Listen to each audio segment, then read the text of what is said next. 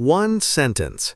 8 years of loyalty, gone in a single day.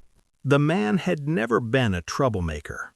For 8 years he walked the same road before sunrise, breathed the same dusty air, and carried the same heavy weight on his shoulders, both at work and in life. He didn't ask for praise. He didn't demand respect. He believed that loyalty spoke louder than words. His name was John. Every morning before the city fully woke up, John washed his face with cold water, pulled on his faded work clothes, and stepped into a world that smelled of cement and metal.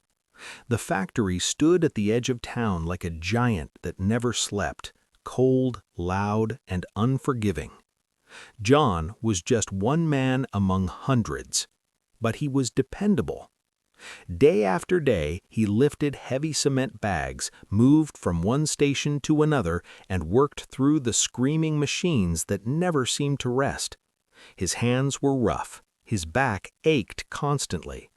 By night, his body felt older than his years. Still, he never complained. John believed something simple. If you work hard and stay quiet, life will eventually be fair. At home, a small but meaningful world waited for him. A wife who managed every dollar carefully, a young daughter who ran toward him every evening, hugging his dusty legs as if he were a hero returning from battle. Those hugs were enough.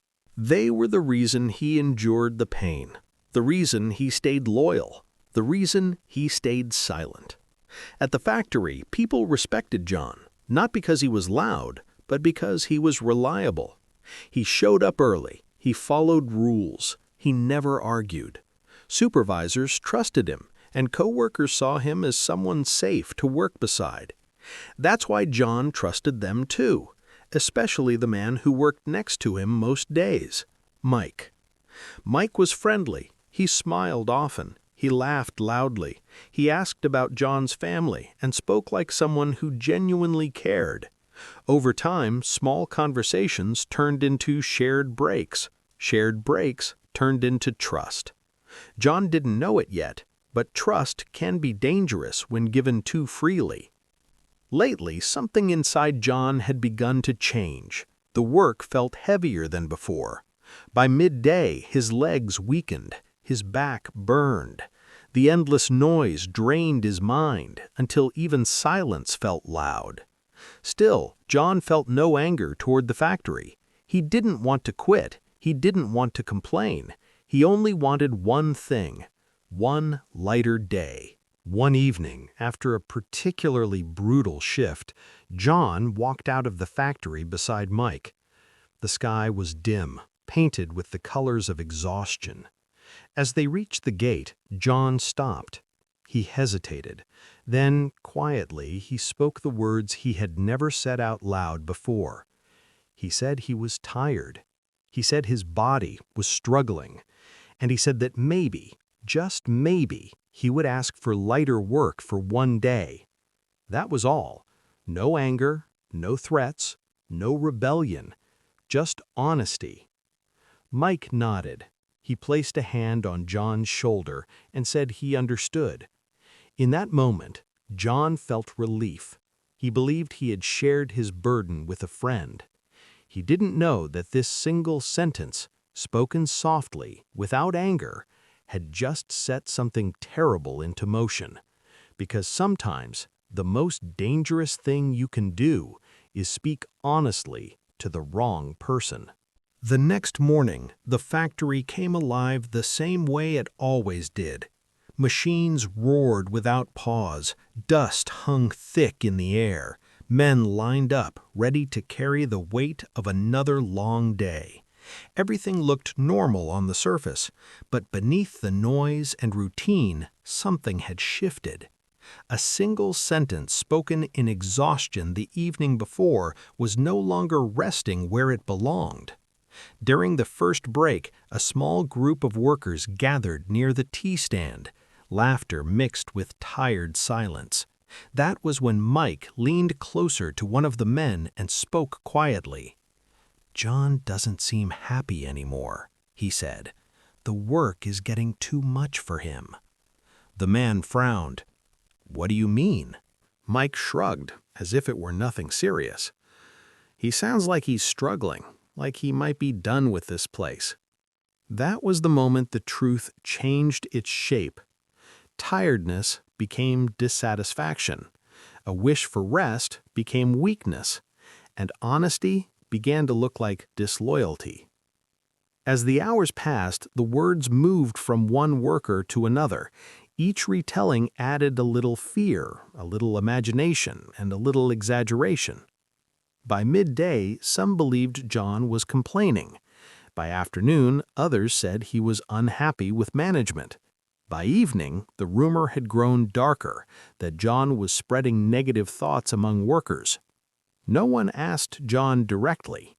Rumors didn't need proof, they only needed listeners. A floor manager overheard the whispers and felt uneasy. Worried about order and his own position, he passed the story upward without question. With each step, the message grew sharper and more dangerous.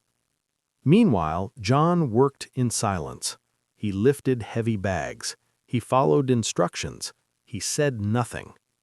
Unaware that while he carried physical weight, his name was already being crushed under something far heavier, and the day was not over yet. By the third day, the rumor no longer whispered. It walked openly through the factory halls, wearing fear as its voice. John still didn't know. He arrived early, clocked in, and began his shift like always. His body ached, but his focus stayed on the work in front of him. Around him, however, glances lasted longer. Conversations stopped when he came near. Something felt different, but he couldn't name it.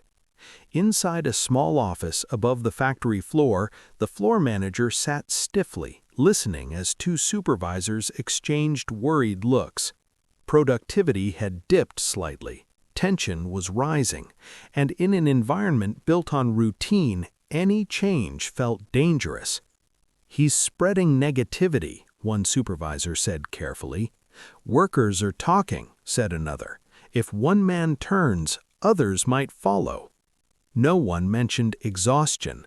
No one mentioned honesty. Fear doesn't listen, it reacts. The floor manager felt pressure building in his chest. If problems grew, blame would fall downward. To protect himself, he pushed the concern higher.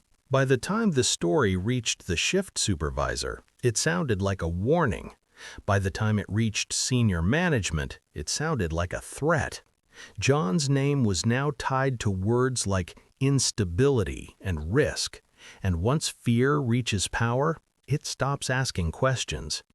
In a quiet meeting room, decisions were made quickly. There was no investigation, no conversation, no attempt to hear the other side. Action felt safer than understanding. Meanwhile, John worked through the day unaware. He moved heavy loads, wiped sweat from his face, and followed every order. The same loyalty that once protected him now made him invisible. By the end of the shift, a file sat on a desk with his name on it. A decision had been reached. John was no longer a worker. He was a problem waiting to be removed. John arrived early, greeted the guard, and clocked in without hesitation. He pulled on his gloves, ready for another long day, unaware that decisions had already been made about his future. Before he could reach his work area, two security guards stopped him. "Come with us," one of them said. Inside a small office, John stood alone. Faces across the table looked cold and distant. No one invited him to sit. He was accused of spreading negativity, of turning workers against the factory, of being disloyal. John tried to speak. Calmly, he explained that he was only tired, that he had never complained, that he only asked for lighter work for one day. His words fell into silence. The decision had already been written. A paper was pushed across the table. His final pay was placed beside it. "Effective immediately," someone said. That was all. No apology, no investigation, no chance to defend himself. John walked out through the factory gate he had passed for years. Machines continued to roar behind him, uncaring. 8 years of loyalty ended in minutes, and the silence he once believed would protect him had finally erased him. The days after John was fired felt heavier than the years he spent inside the factory. At home, silence replaced routine. His wife watched him grow quieter, unsure of what words could help. His daughter stopped asking when he would return to work, sensing something was wrong. John searched for new work, but the rumors had already arrived before him. Doors closed politely. Calls were never returned. His name carried a shadow he could not escape. Bills began to pile up. Savings disappeared faster than he expected. Nights grew long and sleepless, filled with doubt and regret. He replayed that one sentence again and again, wondering how honesty had turned into punishment. John felt smaller each day, not because he had failed, but because he had been erased. Yet inside him something remained, a quiet determination to survive, and with it a painful understanding. Sometimes losing everything is how a man learns who he can never trust again. After weeks of restless nights, John made a decision, not out of anger, but exhaustion. One early morning, before the city fully woke, he packed a small bag with what little he had left. The streets were empty, and the air felt heavy with memories he no longer wanted to carry. He stood beside his daughter's bed for a moment, watching her sleep. Gently, he kissed her forehead, careful not to wake her. No promises were spoken. Some goodbyes are too heavy for words. John left the city quietly. No arguments, no accusations, just a man walking away to protect what little dignity he had left.